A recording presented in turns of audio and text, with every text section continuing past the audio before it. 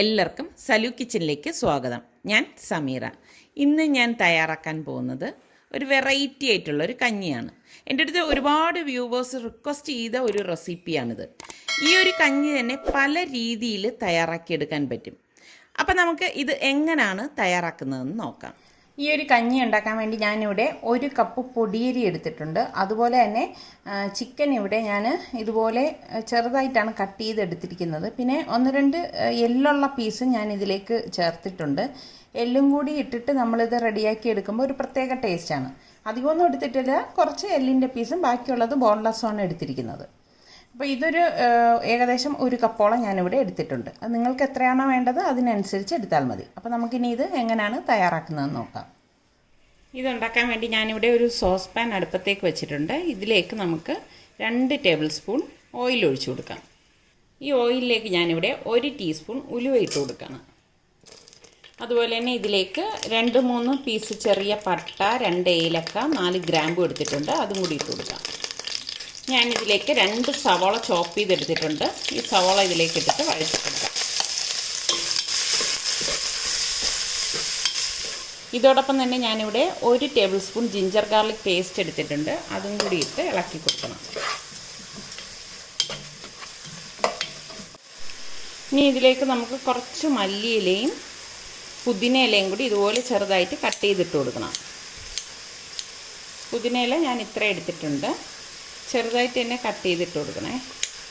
ഇനി ഇതിലേക്ക് ഒരു പച്ചമുളക് ഇതുപോലെ വട്ടത്തിലൊന്ന് കട്ട് ചെയ്തിട്ട് കൊടുക്കാം.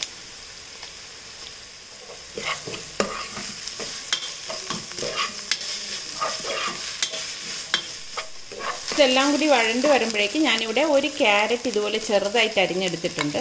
അതും കൂടി ഇതിലേക്ക് ഇട്ടിട്ട് ഇളക്കി കൊടുക്കണം. ജസ്റ്റ് ഒന്ന് ഇളക്കിയ ശേഷം നമുക്കിതിലേക്ക് പൊടികൾ ചേർത്ത് കൊടുക്കാം.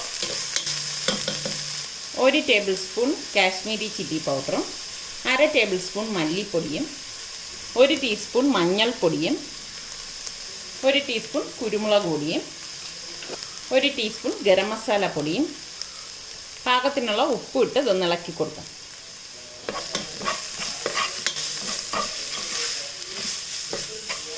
ജസ്റ്റ് ഇതുപോലെ ഒന്ന് ഇളക്കി കൊടുത്ത ശേഷം നമുക്ക് ഈ കഴുകി ഡ്രെയിൻ ചെയ്ത് വെച്ചിരിക്കുന്ന ചിക്കൻ പീസസ് ഇതിലേക്ക് ഇട്ടിട്ട് ഒന്ന് മിക്സ് ചെയ്ത് കൊടുക്കണം.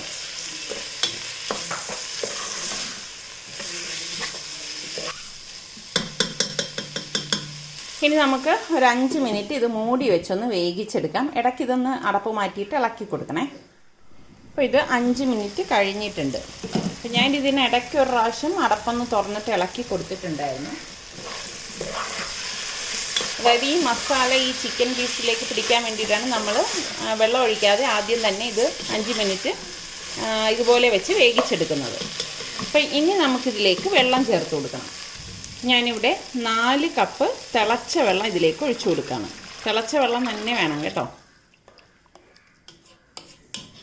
നമ്മൾ ഇനിയും ഇതിലേക്ക് വെള്ളം ചേർത്ത് കൊടുക്കും. ആദ്യം ഇത്രയും ചേർത്ത് കൊടുത്താൽ മതി. ഇനി നമുക്ക് ഇത് അടച്ച് വെച്ചിട്ട് ഒരു 10 മിനിറ്റ് വേവിച്ചെടുക്കാം. ചിക്കൻ പീസസ് ചെറുതായതുകൊണ്ട് തന്നെ 10 മിനിറ്റ് കൊണ്ട് ഇത് വെന്ത് വരും. അതിന് ശേഷമാണ് ബാക്കിയുള്ളത് നമ്മൾ ചേർത്ത് കൊടുക്കുന്നത്. ഇത് കണ്ടോ, ഇതുപോലെ വെട്ടിത്തിളയ്ക്കണം. ഇനി നമുക്ക് കഴുകി വെച്ചിരിക്കുന്ന പൊടിയരി ഇതിലേക്ക് ഇട്ട് കൊടുക്കാം.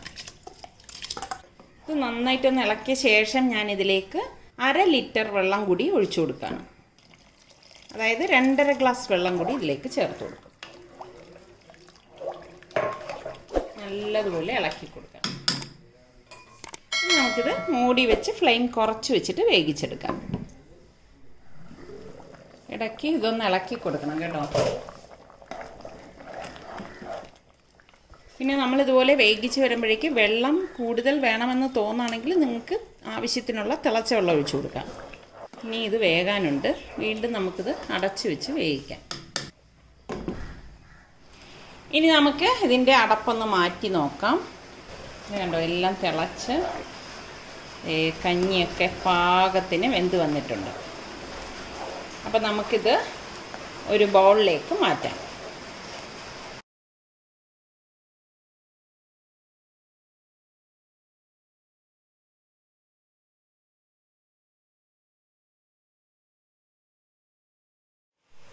വളരെ പെട്ടെന്ന് തന്നെ നമുക്ക് തയ്യാറാക്കിയെടുക്കാൻ പറ്റുന്ന ഇറച്ചിക്കഞ്ഞി ഇവിടെ റെഡി ആയിട്ടുണ്ട്. ചിലർ ഇതിന് മസാലക്കഞ്ഞി എന്നും പറയും കേട്ടോ. അപ്പോൾ ട്രൈ ചെയ്യാത്തവരുണ്ടെങ്കിൽ ഒന്ന് ട്രൈ ചെയ്ത് നോക്കണേ.